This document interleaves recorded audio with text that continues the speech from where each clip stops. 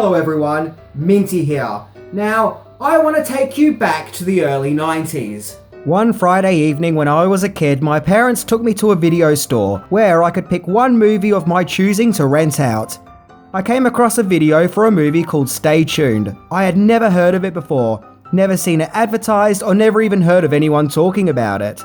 So I took the video home to watch, where I was treated to one freaky deaky movie. A wacky off-the-wall comedy where John Ritter plays a family man called Roy, who is obsessed with watching TV all the time, much to the dismay of his wife. And after he gets a strange visit from a mysterious salesman, he gets a new TV with 666 channels, yeah, get it, 666, which features TV shows like 3 Men and Rosemary's Baby. It turns out the TV is a portal to hell, otherwise known as Hellvision, and Roy and his wife gets pulled into this hellish realm, where they find themselves stuck in famous movies and TV shows, only they are ghoulish, hellish versions, with hits like Driving Over Miss Daisy and a zombie version of Wayne's World. They even enter music videos and a cartoon. The movie was off the wall crazy, and my 8-year-old self loved every insane moment of this movie. However, over the years, I completely forgot about Stay Tuned. Sometimes traces of it would come back into my mind, but I thought that it was some kind of fever dream that I had as a kid and that my mind made this movie up. But after recently seeing other YouTubers talking about Stay Tuned, the memories started to come flooding back. Where I discovered that I didn't imagine Stay Tuned and that it was actually very real. So today we're going to explore 10 things that you didn't know about Stay Tuned. The movie that'll probably leave most people scratching their heads and say, wait, this movie exists? I've never heard of it. So seeing how it's a nice sunny day, let's check it out.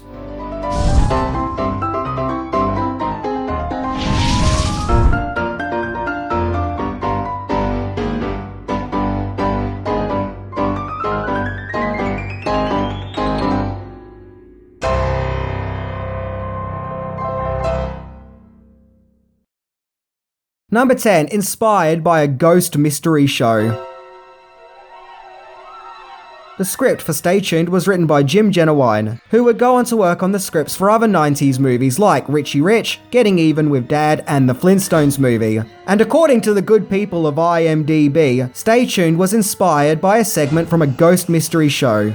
Now, apparently it's popular belief that Stay Tuned is based on a segment from the popular show Unsolved Mysteries, but it's actually based on a segment from a similar show called Haunted Lives: True Ghost Stories. And for those who think that they may remember the show but can't quite recollect it, it was the show that had this theme.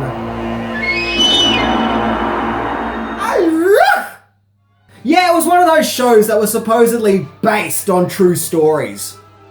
Yeah, this show scared the crap out of me as a kid. All 3 episodes of it, and the segment in question is called The Legend of Kate Morgan, where an attorney visits a hotel room which is supposedly haunted, so he can see for himself and can discover if the room has a ghost or not, only for the TV to become possessed and display a really creepy face. This segment was actually directed by horror legend Tobe Hooper, and I always got the feeling the whole ghost in the TV was a reference to the movie Poltergeist, which he may or may not have directed 10 years earlier. But either way, it seemed that this show about a scary, ghostly television set inspired Stay Tuned. Number 9, Stay Tuned was to be directed by Hollywood's Gothic Prince. It seemed that in the early 90s, if there was a wacky oddball comedy in the works or some kind of supernatural fantasy caper, that Tim Burton seemed to be the go-to guy to try and hire as the director. He was offered to direct Drop Dead Fred, as well as originally being signed up to direct a movie called Cabin Boy, none of which he directed. And Stay Tuned is no exception, as Burton was approached to direct the movie, which actually would have been right up Burton's alley, having previously directed movies like Pee-wee's Big Adventure and Beetlejuice, 2 movies which have the same wacky supernatural energy as Stay Tuned. And Burton was supposedly considering the offer, but as we all know, Warner Brothers really wanted Burton to direct Batman Returns and told him that he could have complete creative control over that movie, so he took the Batman Returns gig instead. By the way, I got some of that information from a YouTube video called 23 Unmade Tim Burton Movies by a channel called Super Void Cinema. It is honestly a really interesting video, so check it out, link in the description. Number 8, the director really wanted the job. The director who would eventually get the job of directing Stay Tuned was Peter Hyams, who is more well known for his science fiction and horror movies like Outland, 2010, Time Cop, The Relic, and End of Days. However, Hyams being assigned as director wasn't through a lack of trying, as after reading the script he was really blown away by it, and really wanted the job. He frequently put himself out there and lobbied to direct the picture to Morgan Creek Productions, whom were producing the movie. And so thankfully for Hyams, his frequent request to direct Stay Tuned worked, as he was given the job of directing the movie. Number 7. Original casting choices. In the early days of Stay Tuned's productions, the powers that be really wanted big-time actors Richard Dreyfuss as Roy and popular comedian Tracey Ullman as Helen, which would have given Stay Tuned cinematic clout. But the salaries for hiring the two actors would have been too high for Stay Tuned's budget, so the planned casting was dropped. I guess Dreyfuss didn't want a pay cut, so he was like, "Show me the way to go home, I'm tired and I don't want to star in your movie."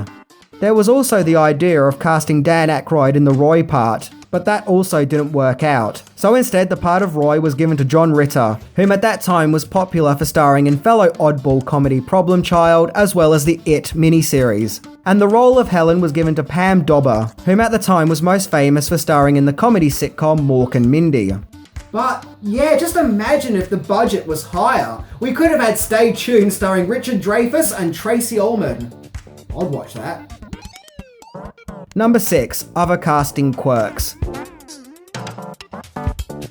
So the main star of the movie was an energetic John Ritter, as mentioned, and you can see that he goes all out with the wacky comedy and really blends in well with it. Also, as mentioned, Pam Dobber played his wife Helen, his suffering spouse who gets caught up in the ghoulish TV adventure. She was actually 5 months pregnant at the time of filming, so they had to be careful with how they filmed her as not to capture her baby bump. David Tom, who played Ritter's son Daryl, would go on to play Ritter's son yet again in a made-for-TV movie called Holy Joe.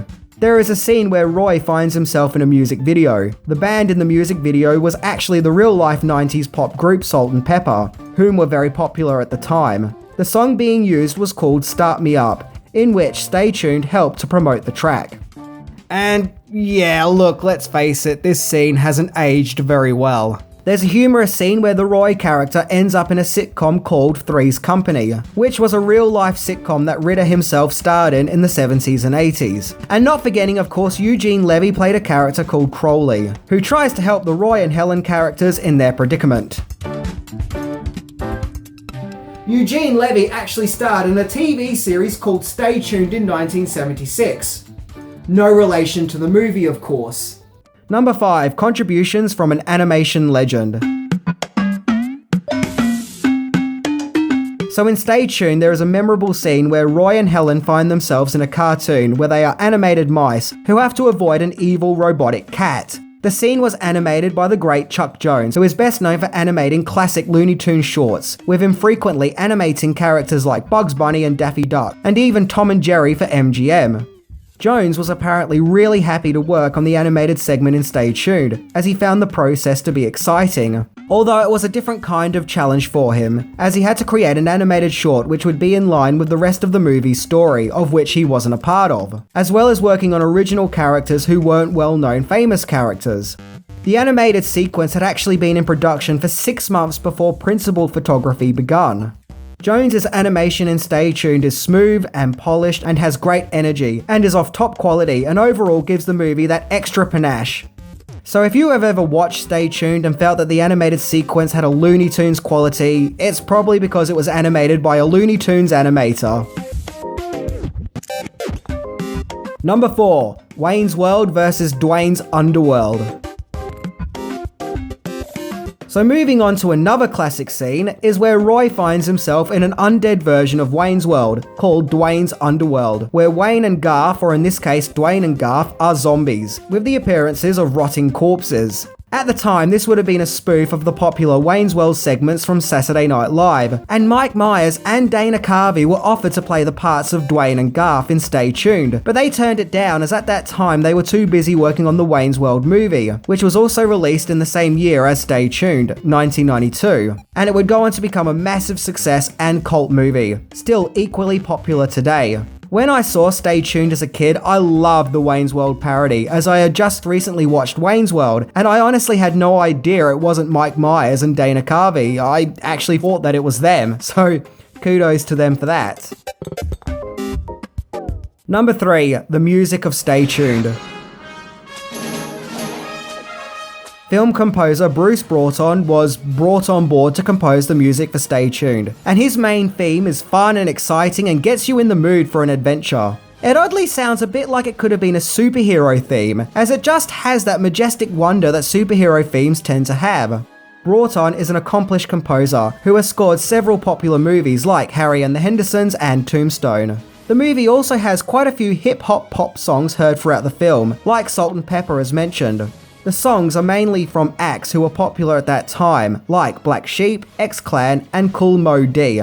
Having the movie littered with 90s pop music does age it somewhat, but I don't care as I'm a sucker for 90s pop music. And I can remember watching the movie when I rented it as a kid and really loving the music. And yeah, about that night, I remember I wasn't the only one who hired a lost forgotten movie, as also that night my family also hired Out on a Limb. You know, the one where Matthew Broderick loses his pants? Yeah, anyone remember that one? Along with The Butcher's Wife, the one where Demi Moore plays a psychic who marries a butcher. Yeah, everyone remember that one too?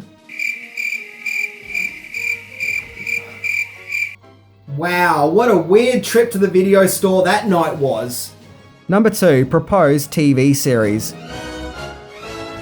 Stay Tuned could have easily gotten some sequels, as there is so much you can do with the premise, and so many more TV shows and movies that could have been parodied. With more opportunities of John Ritter running around in demonic versions of well-known TV shows and films. However, obviously due to the movie becoming largely forgotten, a sequel never happened. But it seemed that not everyone forgot. The TV series Supernatural somewhat paid homage to Stay Tuned in 2009 in an episode called Changing the Channels, where just like Stay Tuned, we see characters stuck in several TV shows. However, in 2020, the AMC network announced that it would be working on a TV series based on the movie, with Criminal Minds and Sarah Connor Chronicles writer Ian B. Goldberg penning the scripts. I think the idea of being stuck in a TV realm and going in and out of TV shows is a concept that could work and be further explored. But will the series ever happen? And will anyone even remember Stay Tuned or be interested in the series? Well, we'll just have to wait and see. Number 1, Stay Tuned, Forgotten in Time. Stay Tuned was released in August 1992 and opened up at the number 6 spot in the box office, which was labelled by the LA Times as a fuzzy reception. It would go on to make $12 million on a $25 million budget, so it was a financial failure, unable to recoup its money.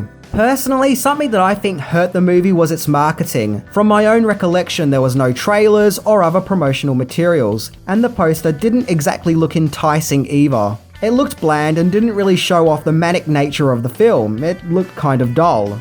So it was kind of a movie that came and went that not many people saw.